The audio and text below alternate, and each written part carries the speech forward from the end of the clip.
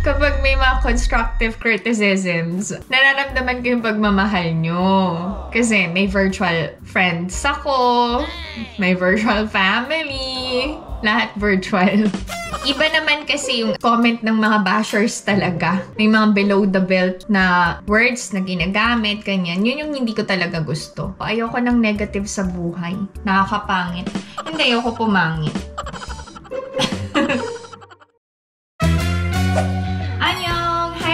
Welcome back to my channel. This is Pinay Mom in South Korea. For today's video, we are going to eat Korean food. Summer edition.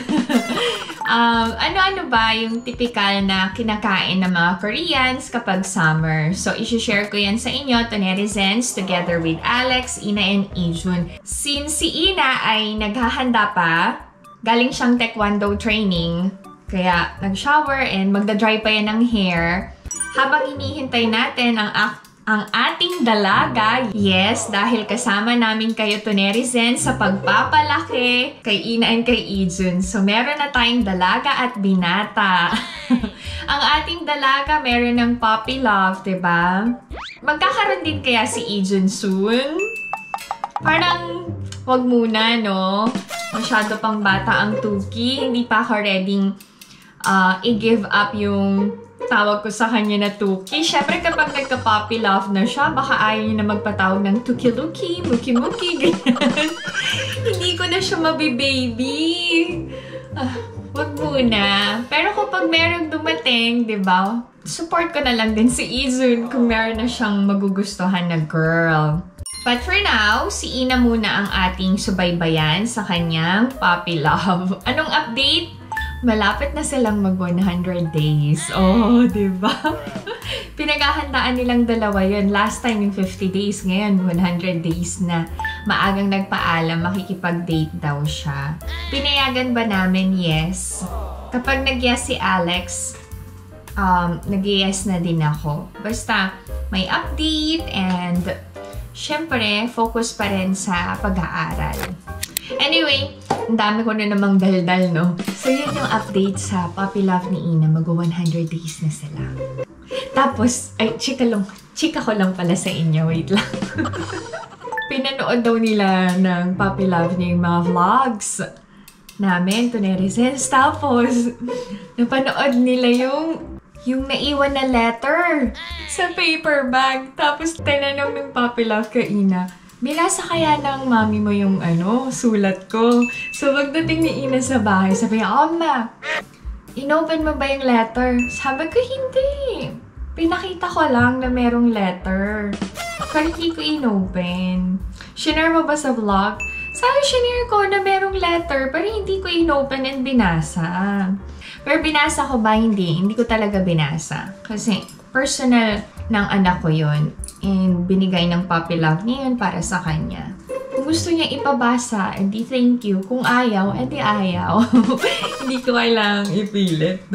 Kahit patago, ayoko. Kasi privacy ni Ine.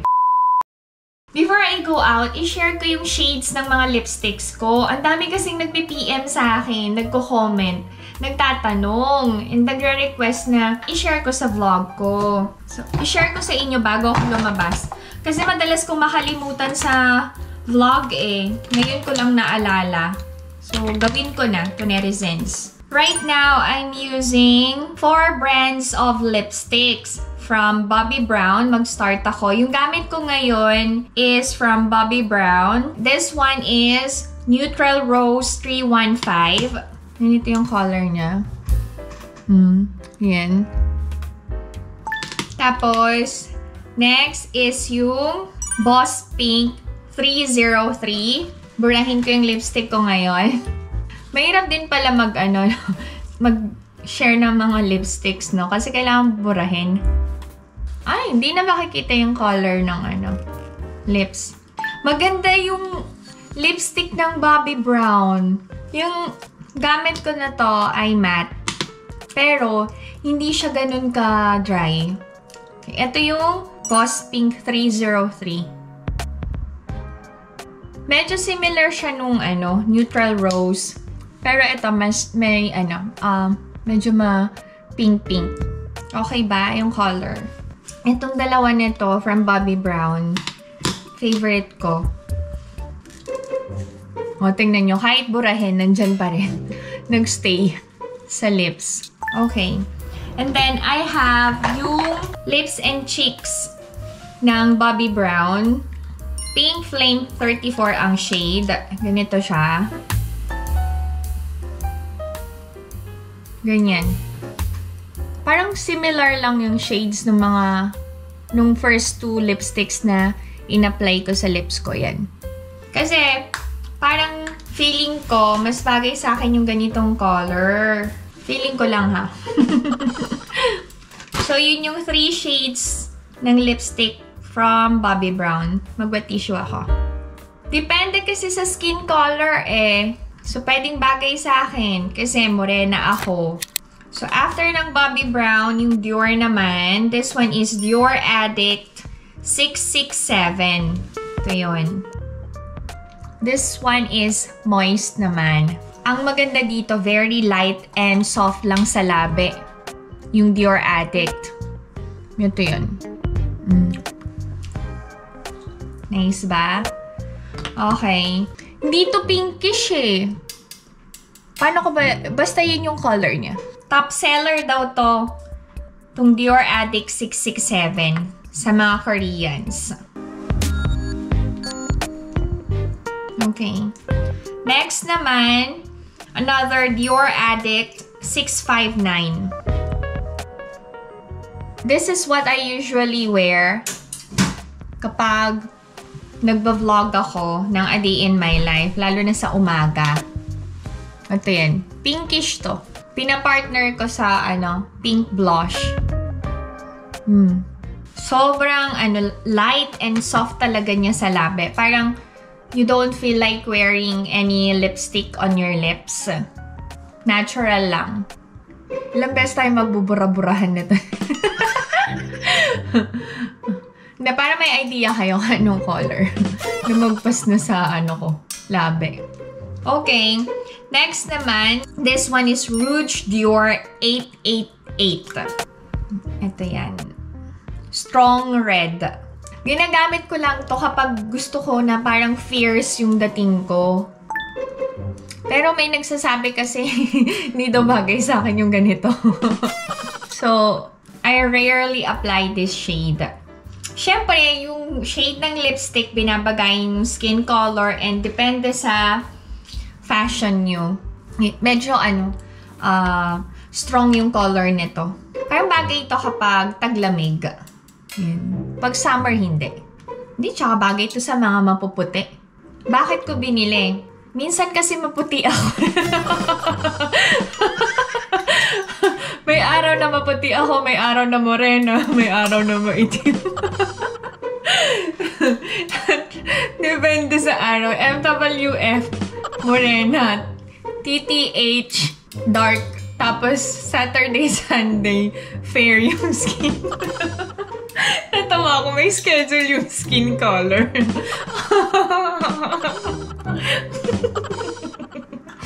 Okay. Next, after ng Dior, dito naman tayo sa MAC.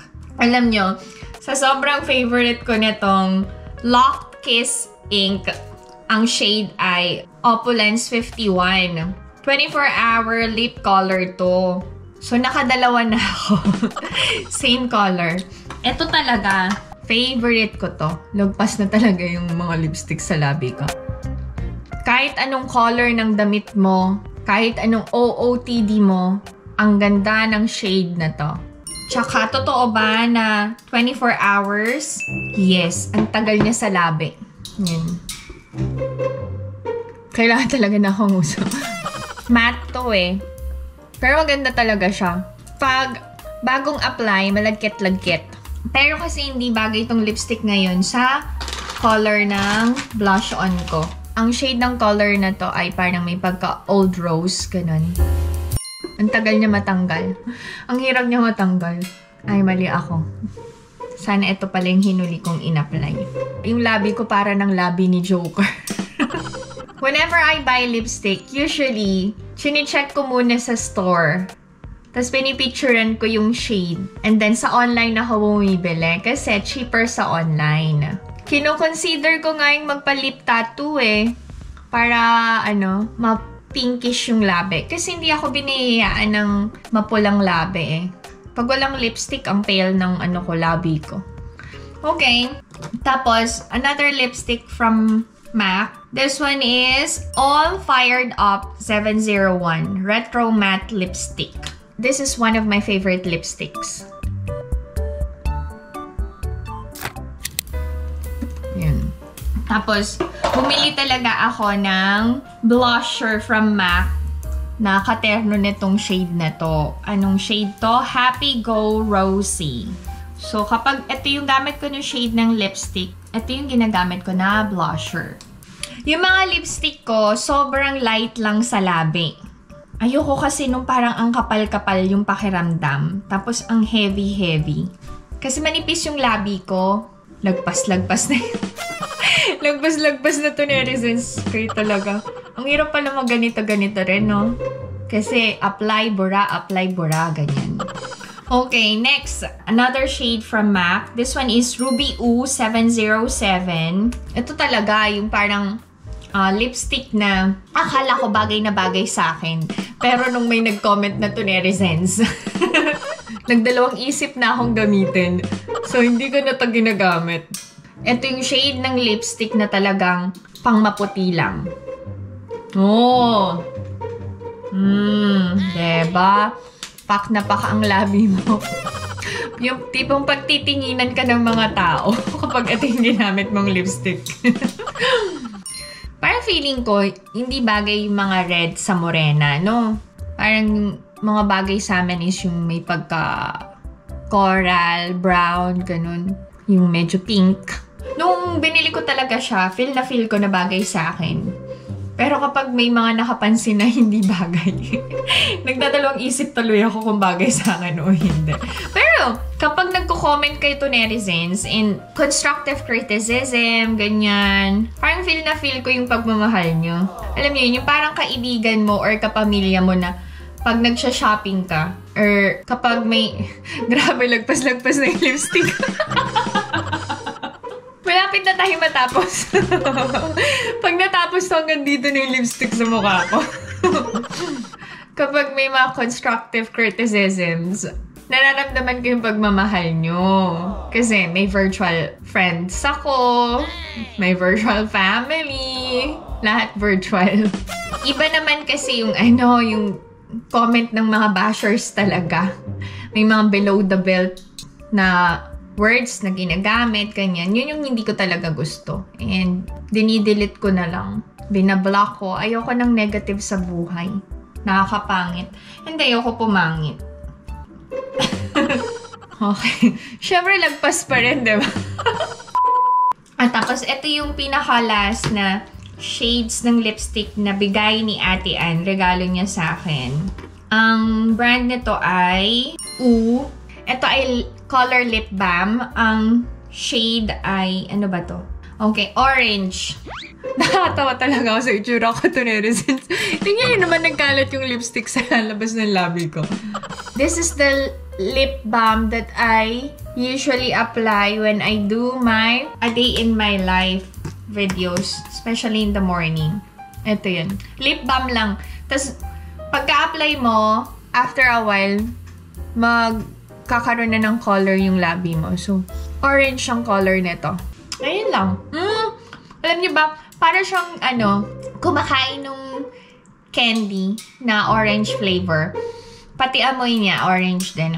Sobrang light lang nito sa labi. Set to regalo ni ate. Ang brand nga ay The Ooh or Ooh.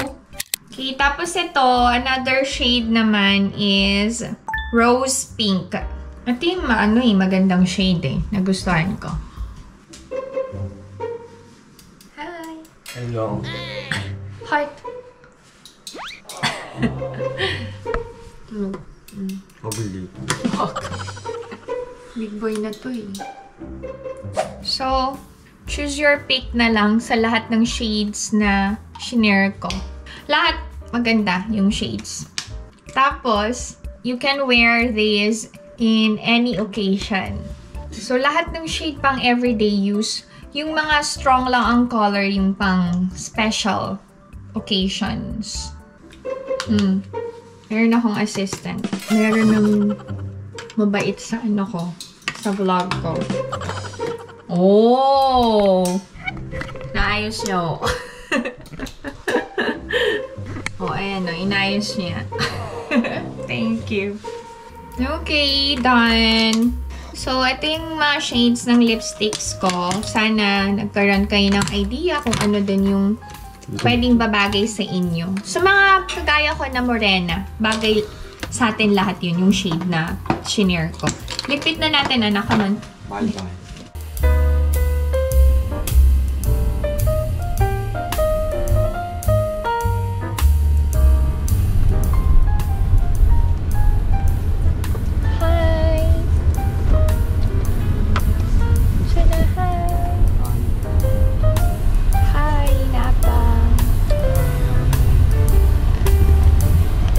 Summer season, very heat sa mga Koreans ang mulnaengmyeon and bibimbnaengmyeon. Yun yung cold bucket noodles. So yun yung kakainin natin to netizens. I'll show you kung paano enjoyin yung cold noodles dito sa South Korea. Ang ganda ng lighting. Natural light from the sun. Ang ganda ng panahon eh. So, maputi ako. Sabi sa inyo, may araw na maputi ako. Tapos, may araw na maitim, morena, ganyan. Sana all. Iba-iba yung kulay, no? Yun, ang ganda kaya ng panahon. Let's enjoy the cold bucket noodles. Diyan lang kayo.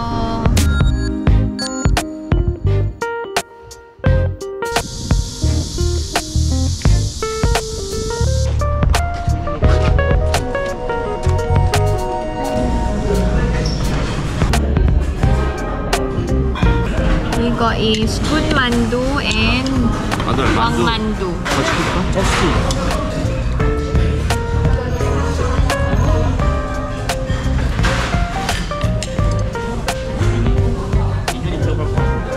Hindi ba po ko sa inyo?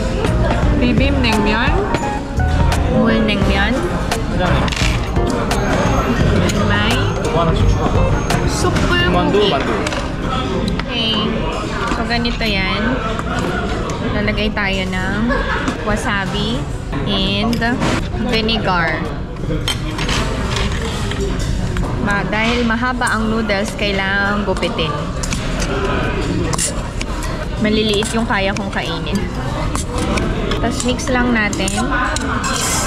Okay, may extra cold soup.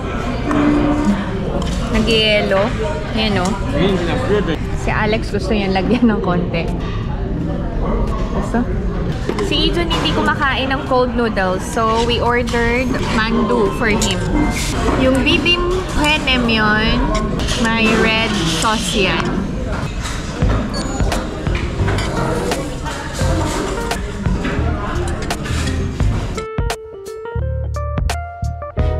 Ang lasa, yung parang sotanghon pero malamig.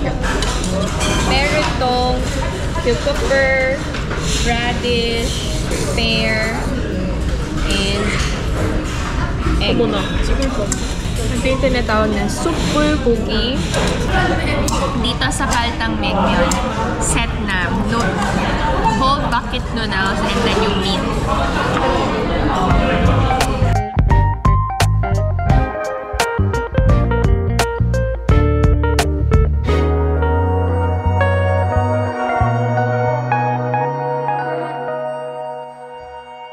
Yung sabaw niya, since cold naman, pwede nang gawing tubig.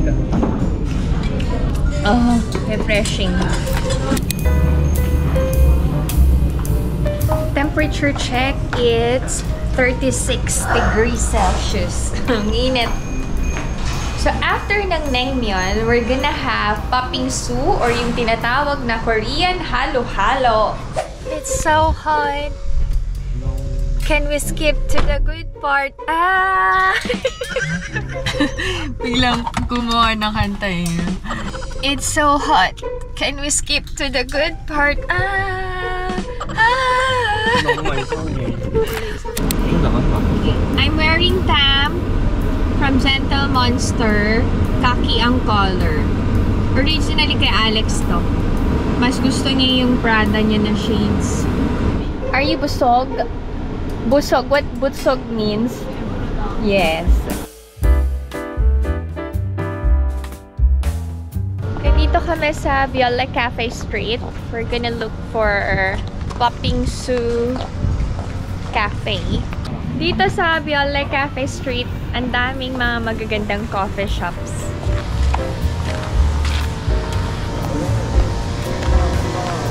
Buti medyo lumilim na. Kanina sobrang init talaga. Taas ng araw. Mas mataas pa sa pride nyo, Char.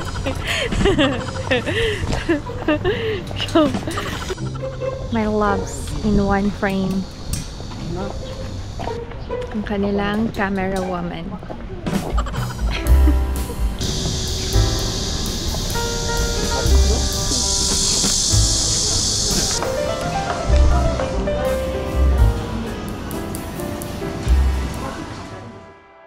Mango bingsu.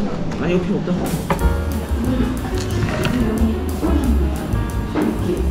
Hindi ko talaga ipagpapalit ang Philippine halo-halo. Which one is masarap? Halo-halo or bingsu? Halo-halo. Si Ijo nag-order ng iced tea. Si Alex cold brew. Mahilig kasi sa mango si Ina. Kaya mango bingsu yung in-order namin.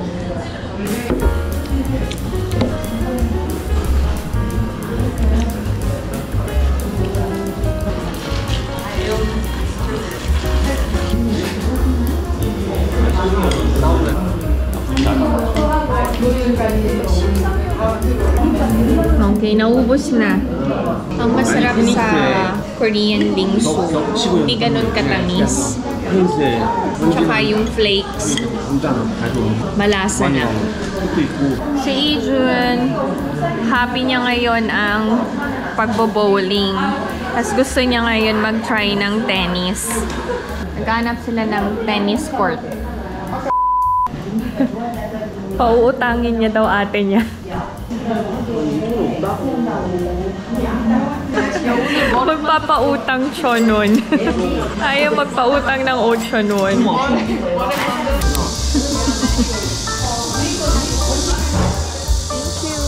Okay, uuwi na kami. Si Ina gagawa ng meringue. Ang laki na ng tinangkad ng Tuki. Big boy and big girl na talaga. Okay, Moshita. 1, 2, 3. Bada. 1, 2, 3.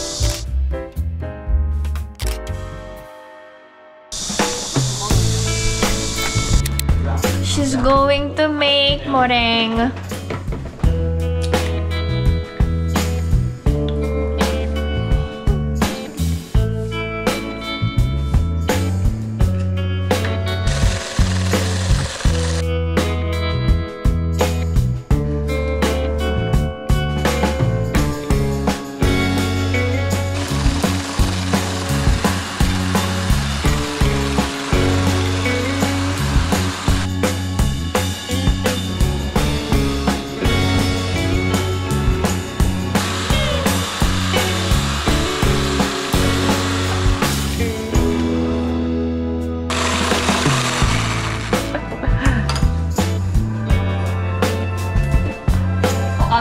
Oh, 3 drops.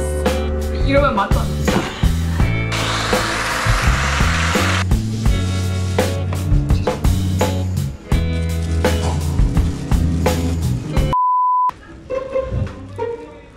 아니 내놔봐. 내가 짜게 해준다면 씨야. 아니 뭐야 그냥. 그렇게 해. 뭔가 잘 알지도 못하고. Habang hinihintay namin ang meringue ni Ina and Ijun, nanonood kami ni Alex ng Olympics. Ay, may question ako to netizens. May new shoes blues ba kayo? Kasi, pag may bago akong sapatos, nagkaka-blisters ako. Eh, ako pa naman, pag nagpeklat, nagda-dark talaga siya. Ang tagal mag-light. Ay, may hyperpigmentation ako. Yun yung skin type ko. Sabi ng dermatologist ko. So, konting scar. Nangingitim. Ayan, oh. Yung binili kong bagong doll shoes.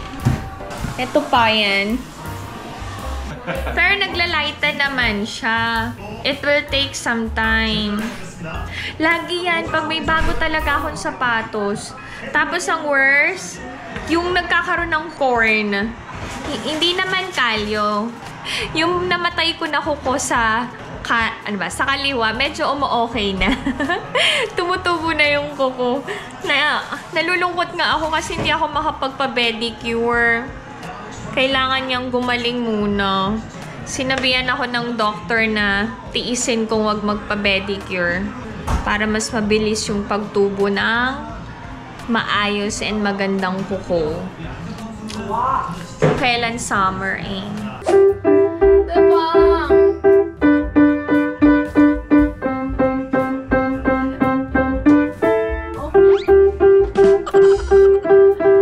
Si Ijo na.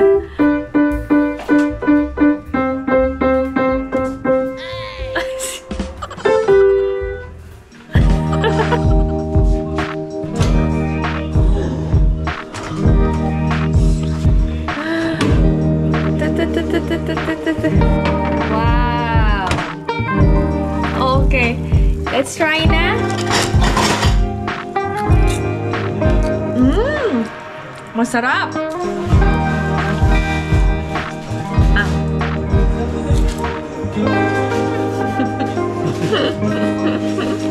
Hindi ganun katamis. Okay na. That's it. This is my video for today. Sana nagkaroon kayo ng idea kung ano yung usual na kinakain kapag summer dito sa South Korea. So, if you enjoyed watching this video and new to my channel, please consider subscribing, like, and share. Kinain mo kami sa Korea. Apa. Kinain Mami South Korea. Stay safe, everyone. Bye! Bye-bye!